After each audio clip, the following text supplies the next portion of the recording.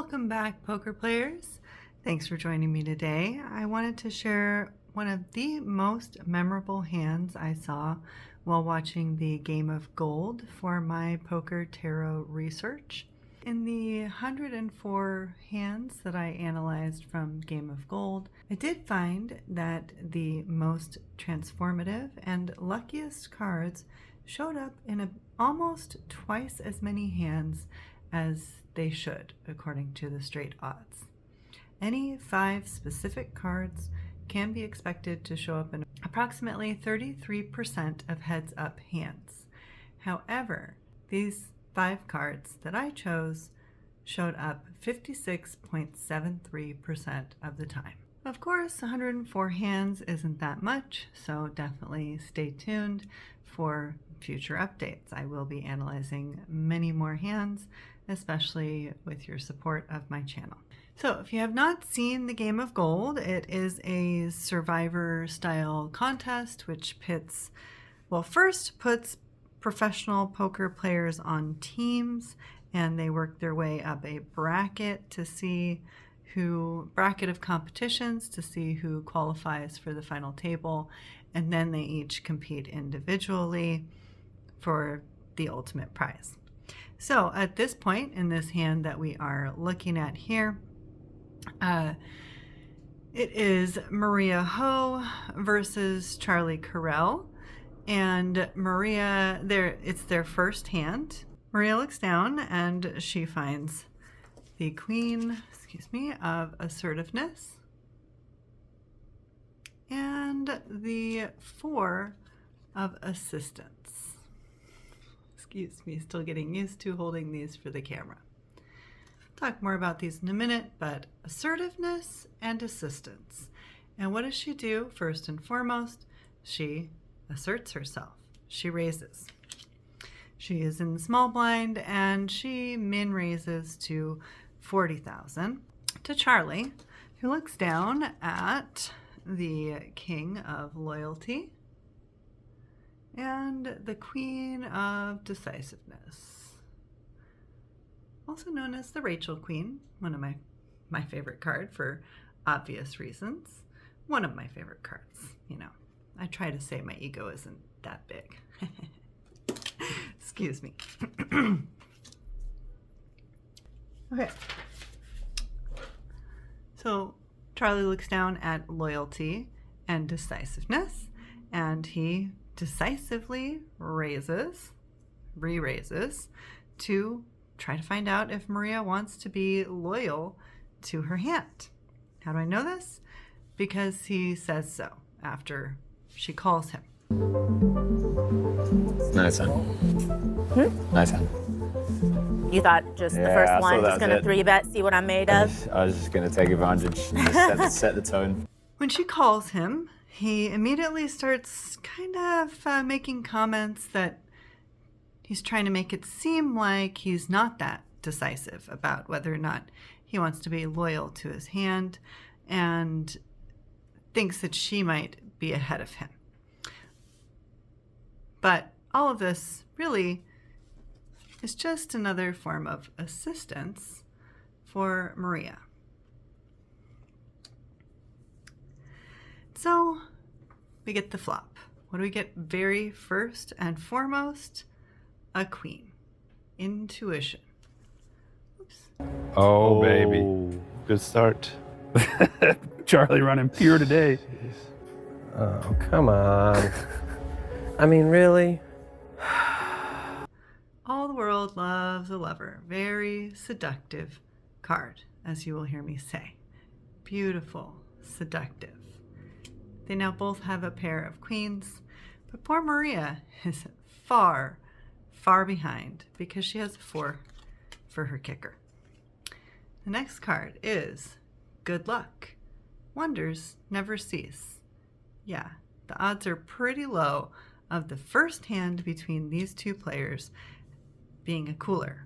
Cooler is when both players have a really good hand, but one of them is much stronger. And by that I mean they both have the best hand, but Maria is really outkicked unless she gets a 4 and has 2 pair, she's pretty screwed.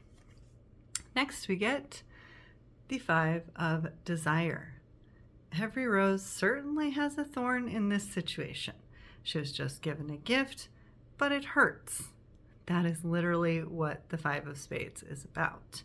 It's about desires and how they can stab you in the back a little bit. And it would be very desiring to end this round of their tournament series in a single hand. Reminder, this is the first hand between these 2 players, the very first hand. So Charlie bets, Maria calls, and we go to the turn. Interesting spot already. Not very easy for him to find bluffs. Like, that's one thing I think she will understand.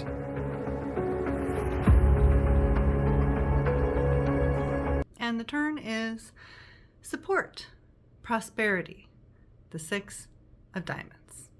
They call it prosperity, but I think it's important to point out support and the fact that it says Rome was not built in a day. This is not prosperity that comes quickly and easily. This is the type of prosperity that you build brick by brick. So, first hand, prosperity? Probably not. Again, desire, not immediately, maybe later. Prosperity, not now, later, something you build. And so, again, Charlie bets, Maria calls, and we go to the river. Oh my God, it's over. Oh my God, check it to her. Oh no. GG. And we get empowerment, another queen. Wisdom, wisdom, wisdom. Are you asking me or are you telling me? I was telling you in case you didn't look. I thought you didn't look. Actually, it's been kind of hard to see the board. Oh, I'll tell you every card. So yeah, that would help. Lots of wisdom was needed here. All the teammates watching these 2 play from the back. They're visible on camera in this show, and they are going nuts. They all think that this game is over in one hand. There's no way that Maria won't call. She has trips. It's the right thing to do. The odds that he has a better hand are very low. This is one possibility, another queen with a higher kicker. But remember, all 3 other queens are here. So the odds of him having the 4th queen, pretty low. The odds of him having a higher kicker, if he happens to have the other queen, are decent because she only has a 4. But again, odds of him having the other queen, very low. The other hands that could beat her at this time are pocket 9s, pocket 5s, pocket 6s. Anyone with that would have a full house.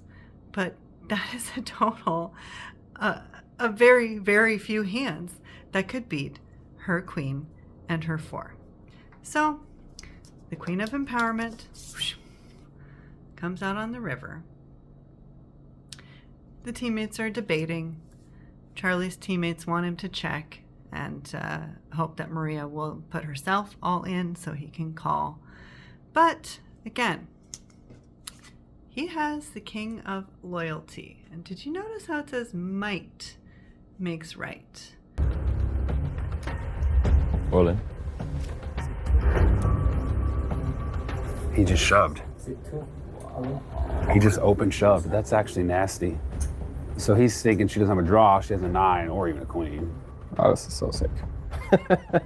This is really sick. Oh my gosh. This character tends to believe in forcefully asserting their power. That's the type of loyalty that they desire. And when combined with the Queen of Decisiveness, who is sometimes a bit obstinate, very, very opinionated, hard to change her mind, well, it's not surprising that he continued his attack. He, remember, raised before the flop, bet on the flop, bet on the turn. Why would he slow down now? Well, his teammates hoped he would, but no. He went all in. Decisive. So, what happens next? Well, Maria was feeling very unsure about whether or not she should assert herself. She wasn't really sure why, but something was assisting her in holding herself back. Assistance. She just had a weird feeling. So, to the shock of all the teammates who were watching, she did put out a time chip to take more time to think. And eventually, she forgot to put out another time chip. When you forget to put in the time chip and you run out of time, your hand is declared dead.